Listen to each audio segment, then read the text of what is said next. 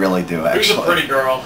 I am the prettiest fucking girl in the studio right now. I was just going to say that on record, actually.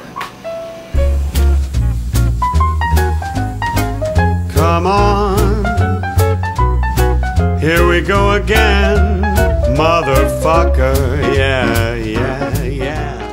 Now, a lot of people say that America's the best. I guess it sort of depends on what you're into, but even if we're the best in general, it doesn't mean that we're the best at everything we do. Take healthcare, for example. If you think that America has the best healthcare in the world, I'm gonna go out on a limb here and say that you're fucking retarded. My philosophy has always been, if you're not very good at something, look at the best and copy whatever it is they're doing. Take France, for example. They have a universal healthcare system that works out for them pretty well. I could go to France as an illegal immigrant and get better healthcare there than I can as a full American citizen in America. Now what we're trying to go for instead is a public option. This would create a public healthcare company that exists alongside private healthcare companies. Critics of this position claim that private companies couldn't compete with a public company. That's probably not exactly true. The real thing is that private companies don't want to compete, because they'd have to do things like cut bonuses and scale back on unnecessary expenditures. Another thing that critics of the public option fail to mention is that arrangements like this already exist in our society. Take, for example, the US Postal Service versus UPS and FedEx. Everyone there is doing just fine, with the possible exception of the US Postal Service, but that's not exactly the point. The real problem is fat people. And there are two reasons for this. One, fat people make insurance more expensive for everybody else. We can't discriminate against them like we do with smokers because, unlike smoking, which is both cool and makes you more appealing to the members of the opposite sex, discriminating against fat people is against the law. Now, if we had universal health care, this wouldn't be a problem. We'd all just be paying into the same system, but we don't because that would make us communists, and that would be bad for some reason. Two, fat people are more likely to be from red states than they are from blue states, which means they're more likely to oppose healthcare reform. Now, this brings us to the elephant in the room, which is a direct metaphor. We have a large group of people, which is also a direct metaphor, that oppose healthcare reform and also are the cause of why healthcare is so fucked up in the first place. You might understand why this pisses me off, but this isn't the end. There's another group of people that do the same thing, and I'm talking about the olds. Many old people oppose government healthcare, which is funny because many old people get government healthcare. That's just hypocritical. It's saying, I get government healthcare and that works out just fine for me, but if you want government healthcare, you can go fuck yourself.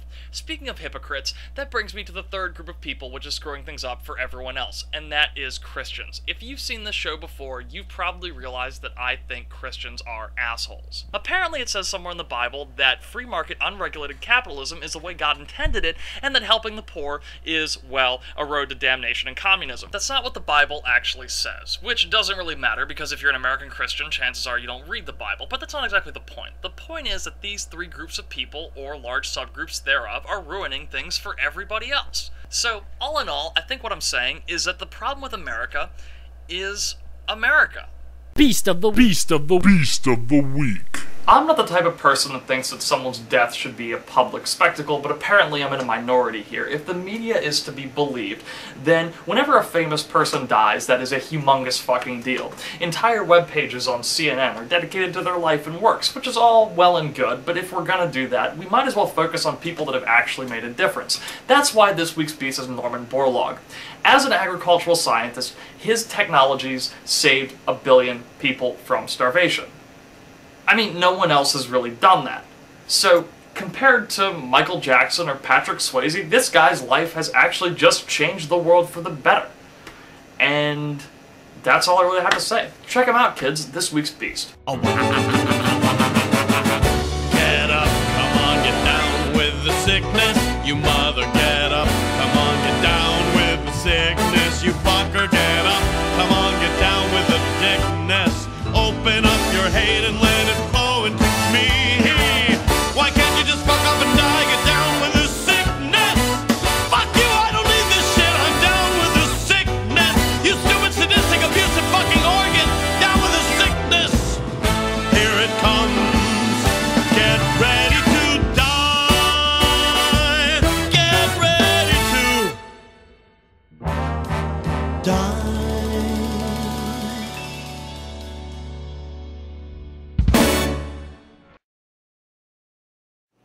Adam, I expect you to perform because I'm performing under the same circumstances. I completely disagree. Come on down and see the idiot right here. Okay. Putting that on my album. Wow. I feel like difficult to a say. like I I wrote the same word twice. Someone else's. Off the legs. Someone else's what? Shit. Say jism, Adam. Jism. This week's beast is Jism. Sorry.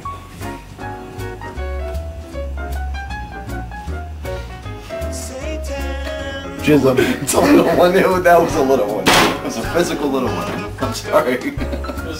You have a yeah, it sounds like you're familiar with. Ah, Christ, I set myself up for that. Actually, your parents set you up for that one. Thanks, Dad. 3 points. Extra. Ah, small penis.